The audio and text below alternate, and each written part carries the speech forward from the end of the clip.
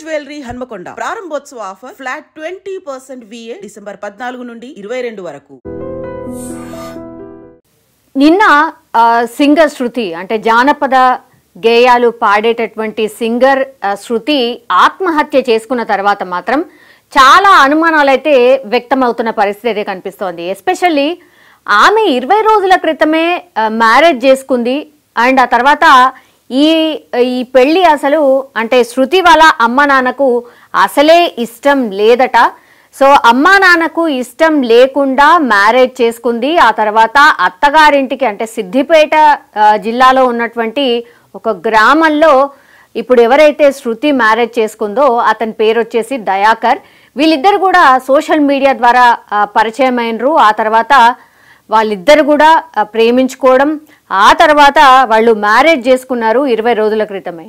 అయితే ఈ దయాకర్ ఎవరైతే ఉన్నారో అంటే శృతి మ్యారేజ్ చేసుకున్నటువంటి వ్యక్తి దయాకర్ ఎవరైతే ఉన్నారో వాళ్ళ తల్లిదండ్రులకు వీళ్ళ ప్రేమ వ్యవహారంకి సంబంధించి తెలుసు. అండ్ ఎప్పుడెప్పుడు వాళ్ళ ఇంటికి కూడా వెళ్ళి వచ్చేది శృతి. కానీ వీళ్ళ పెళ్లి కానీ ప్రేమ వ్యవహారం కానీ శృతి వాళ్ళ తల్లిదండ్రులకు ఇష్టం లేదు.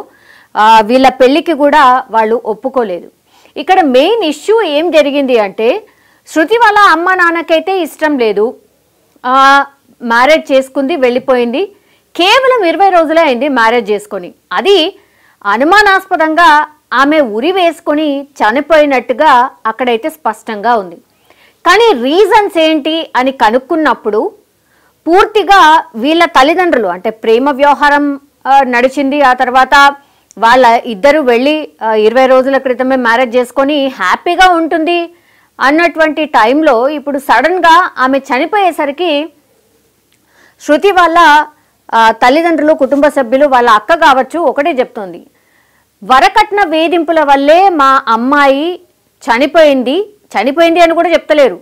ఆమెను చంపేశారు, చంపేసి ఆమె ఆత్మహత్య చేసుకుంది అని చిత్రీకరించే ప్రయత్నం చేస్తున్నారు. కానీ కాదు, వాళ్ళ భర్త అంటే శృతి వాళ్ళ భర్త దయాకర్ కావచ్చు, లేదంటే అత్తమామలు కావచ్చు, మా బిడ్డని కట్నం తెండి అని వేధించడంతోనే ఈ హెరాస్మెంట్ తట్టుకోలేకని మా అమ్మాయి చనిపోయింది అనేటువంటిది యాక్చువల్లీ శృతి వాళ్ళ తల్లిదండ్రులు, బంధువుల వాదన. మనం చూడొచ్చు అంత్యక్రియల టైంలో వీళ్ళందరూ కూడా సింగర్స్ అనమాట. వాళ్ళు పాటలు పాడుతున్నారు. అంటే ఆ పిల్ల పాడిన పాటలే, శృతి పాడిన పాటలే, వీళ్ళందరూ కూడా maximum upcoming singers, folk singers అనుకోవచ్చు. మనకు హిడెన్ టాలెంట్ అంటాం కదా, అట్లనే శృతి కూడా పాటలు పాడుతూ ఇప్పుడే కొంత ఫేమ్ అవుతున్న పరిస్థితి. ఆమెకంటూ ఒక ఐడెంటిటీ క్రియేట్ చేసుకుంటున్న టైంలోనే ఇట్లా ప్రేమించడం, పెళ్లి చేసుకోవడం, ఆ తర్వాత అర్థాంతరంగా ఆమె చనిపోవడం ఇప్పుడు అతిపెద్ద మిస్టరీగా మారిపోయిన పరిస్థితి. ఇక్కడికి వచ్చిన వాళ్ళు కూడా ఒకటే అడుగుతున్నారు, ఒకటే అనుమానాన్ని వ్యక్తం చేస్తున్నారు. ప్రేమించింది, మ్యారేజ్ చేసుకుంది, వాళ్ళు హ్యాపీగానే ఉన్నారు అని అందరము అనుకున్నాం. ప్రేమ వ్యవహారం కొంత అలా తల్లిదండ్రులకు నచ్చకపోయినా సరే కొన్ని రోజుల తర్వాత అంతా సద్దుమణుగుతుందిలే, వాళ్ళిద్దరు బాగుంటే చాలులే అనుకున్నారు. నిజంగా కూడా శృతి కూడా వాళ్ళ ఫ్రెండ్స్ తోని మాట్లాడినప్పుడు ఇప్పుడు మనతోని మాట్లాడడానికి వాళ్ళు ఇష్టపడట్లేదు. బికాస్ నిన్న పూర్తిగా అంత్యక్రియల దాంట్లో ఉండేసరికి కూడా వాళ్ళెవ్వరూ మాట్లాడే పరిస్థితిలో లేరు. అయితే వాళ్ళని అడిగినప్పుడు కూడా ఒకటే చెప్తున్నారు, అంటే 20 రోజులే కదా మ్యారేజ్ అయింది, అప్పటి వరకు కూడా మాతో అన్ని షేర్ చేసుకునేది. 1 వీక్ బ్యాక్ కూడా మేము అమ్మతో మాట్లాడినప్పుడు కూడా ఈ విషయం ఒక్కటి కూడా మాతో చెప్పలేదు. చాలా జోవియల్గా ఆర్ నార్మల్గానే మాట్లాడింది. సో ఎవరైతే ఈ దయాకర్ అంటే శృతి వాళ్ళ హస్బెండ్ ఎవరైతే దయాకర్ ఉన్నారో ప్రేమ పెళ్లి చేసుకుంది కాబట్టి అతను కూడా చాలా మంచిగా ఉండేవాడు, శృతిని చాలా బాగా చూసుకునేవాడు అని కూడా వాళ్ళు చెప్తున్నటువంటి పరిస్థితి. కానీ ఆల్ ఆఫ్ సడన్ మరి ఏమైంది, ఇప్పుడు దయాకర్ మీద అండ్ యాజ్ వెల్ యాజ్ దయాకర్కి సంబంధించిన కుటుంబ సభ్యుల మీదనే ఇప్పుడు పూర్తిగా అనుమానాలు వ్యక్తం చేస్తున్నారు. ఎందుకంటే అసలు శృతి ఆత్మహత్య చేసుకోవడానికి రీజనే లేదు. ఎందుకు ఆత్మహత్య చేసుకుంటుంది? ఎవరి నుంచి హెరాస్మెంట్ లేదు, ఉంటే అత్తగారింట్లోనే హెరాస్మెంట్ ఉండాలి. ఎందుకంటే ఈ ప్రేమ వ్యవహారం వాళ్ళ తల్లిదండ్రులకు నచ్చలేదు. వాళ్ళ తల్లిదండ్రులు ఒప్పుకొని ఏదో కట్నం కింద శృతికి ఇచ్చేవాళ్ళు అని ఎక్స్పెక్ట్ చేశారా? ఇలాంటి అనుమానాలే అక్కడ అందరూ మాట్లాడుతున్న పరిస్థితి. సో 20 రోజులు అయిపోయింది, ఇంకా కూడా అమ్మా నాన్న ఏం పట్టించుకోవట్లేదు, ఈమె మా దగ్గర ఉండిపోయింది అనేటువంటిది మరి వాళ్ళు కోపం పెట్టుకొని. అండ్ ఇంకో వాదన కూడా వినిపిస్తోంది, దయాకర్కి వేరే పిల్లను ఇచ్చి చేసుకున్నా కూడా వాళ్ళు ఎంతో కొంత కట్నం తెచ్చేవాళ్ళు అనేది కూడా దయాకర్కి సంబంధించిన తల్లిదండ్రులు ఎక్స్పెక్ట్ చేశారు. సో ఇదే మాటని శృతితోని పదే పదే అంటున్నారు అనేసి కూడా శృతికి సంబంధించిన తల్లిదండ్రులు కొంత అంటే చెప్పే ప్రయత్నం కూడా చేస్తున్నారు. సో ఖచ్చితంగా మా బిడ్డను చంపేశారు, బట్ ప్రొజెక్షన్ అయితే ఆత్మహత్యగా చిత్రీకరిస్తున్నారు. ఇదే కంప్లైంట్ రూపంలో పోలీసులకు కూడా ఇవ్వడం జరిగింది. మనం చూడొచ్చు అక్కడ ఉన్నటువంటి వాళ్ళు కూడా, అంటే శృతికి సంబంధించిన పేరెంట్స్, బంధువులు వాళ్ళందరూ కూడా పోలీసులతోనే ఒకే వాదనకు దిగుతున్నారు. మా పిల్ల యాక్చువల్లీ చనిపోయేంత పిరికిది కాదు, 20 రోజుల క్రితమే ప్రేమించి పెళ్లి చేసుకుంది, ఆమెకు అసలు ఎట్లాంటి ప్రాబ్లమ్స్ లేనప్పుడు ఇట్లా ఆత్మహత్య ఎందుకు చేసుకుంటుంది? రీజన్ లెస్ గా ఎవరైనా ఆత్మహత్య చేసుకుంటారా? ఇది ఖచ్చితంగా ఆత్మహత్య కానే కాదు అని.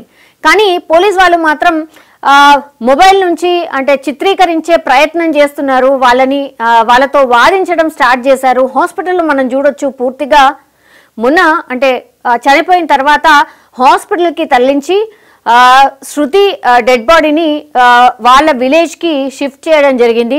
ఆ టైంలో పోలీస్ వ్యవస్థ అక్కడ పూర్తిగా ఇక్కడ అల్లర్లు జరగకుండా చూసే ప్రయత్నం. శృతి వాళ్ళ అక్క ఆమె ఒకటే వాదన వినిపిస్తోంది, మా పిల్లని చంపేశారు, ఖచ్చితంగా వరకట్న వేధింపులే చేశారు.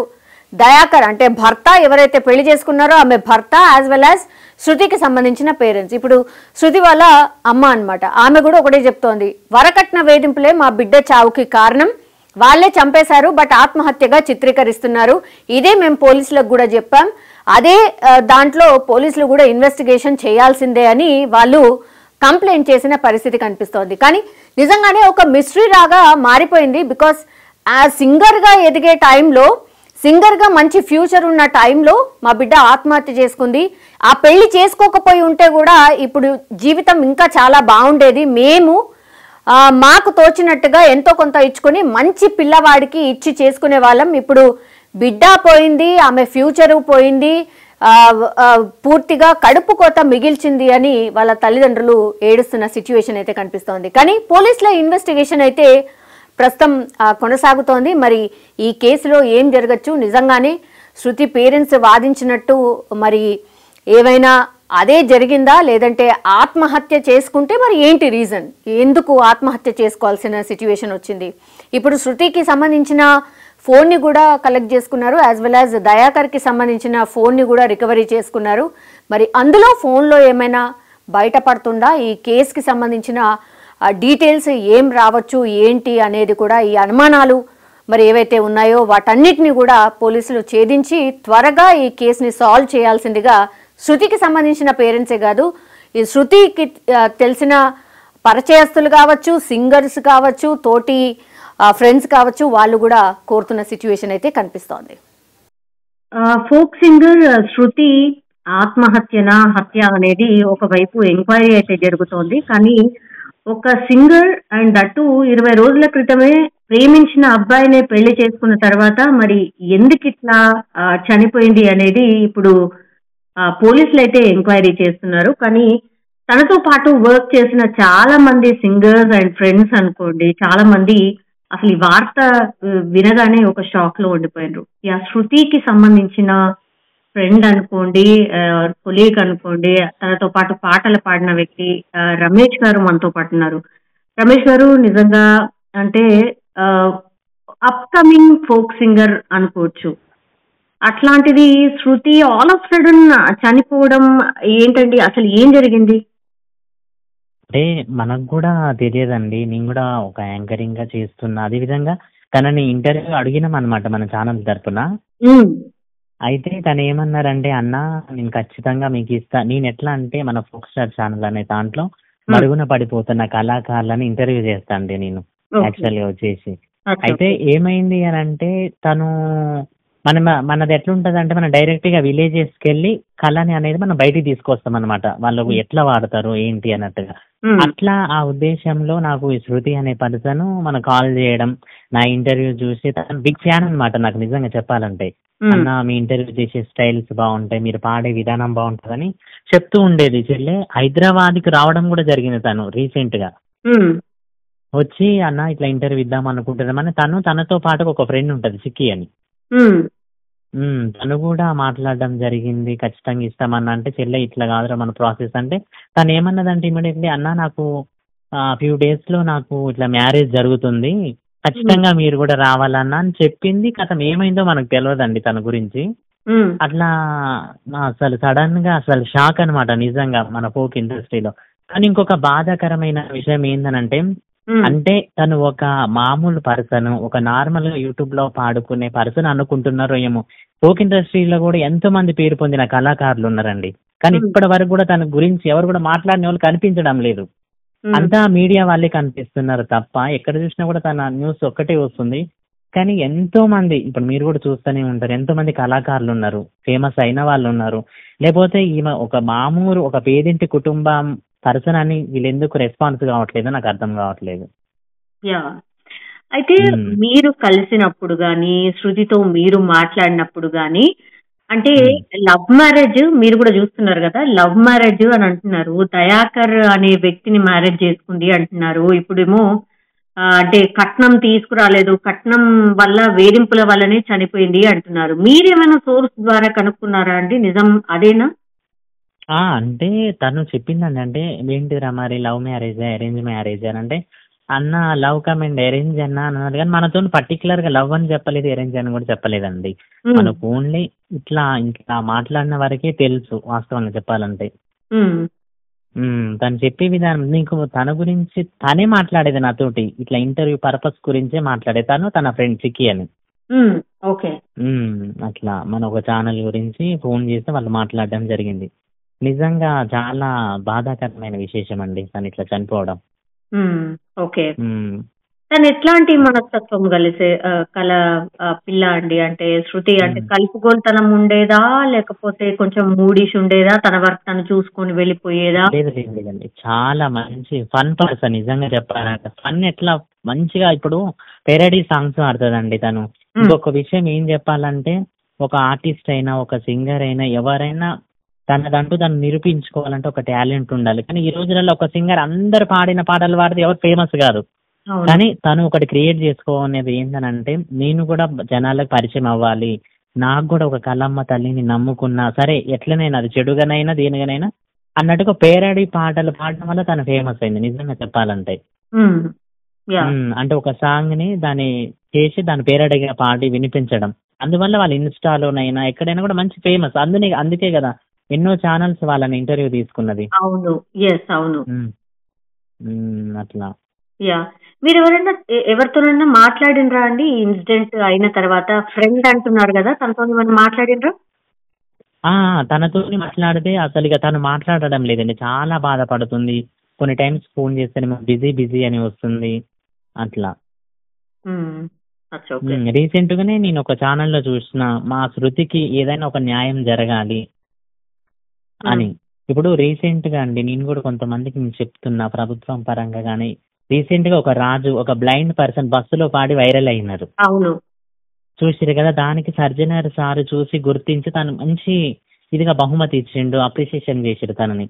కానీ యావత్ తెలంగాణ రాష్ట్రం మొత్తంలో ఒక జానపద కళాకారిని, ఒక ఆడపిల్ల ఈ రోజు నిర్దాక్షిణ్యంగా చంపివేసిరు, హత్య అని కూడా చెప్తున్నారు, మనకి చూస్తున్నాం.